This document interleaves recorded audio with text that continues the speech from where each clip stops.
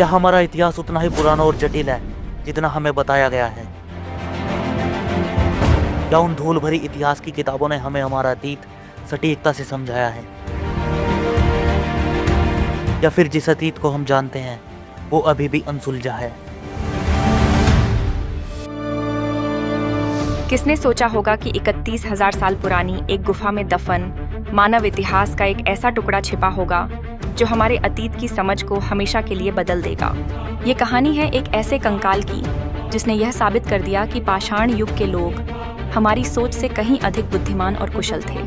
2020 में इंडोनेशिया और ऑस्ट्रेलिया के आर्कियोलॉजिस्ट की एक टीम ने बोर्नियो के कालीमंतन क्षेत्र में खुदाई शुरू की। उनका मकसद था गुफा की दीवारों पर प्राचीन शैल चित्रों को ढूंढना, लेकिन उन्हें मिला एक ऐसा कंकाल जिसने पूरे इतिहास को पलट कर रख दिया।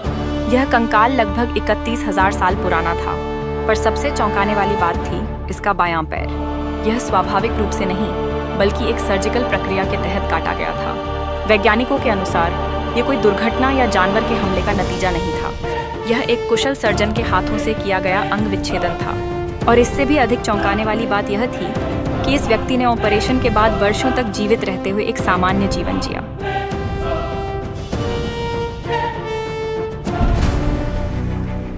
पाषाण युग के सर्जनों के पास शरीर रचना और शरीर क्रिया का गहरा ज्ञान रहा होगा।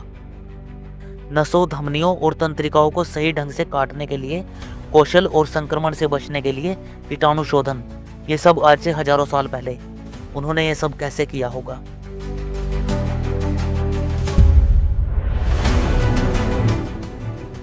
पहले सबसे पुराना ज्ञात अंग विच्छेदन लगभग 7,000 साल पुराना माना जाता था, लेकिन यह खोज इस धारणा को चकनाचूर कर देती है।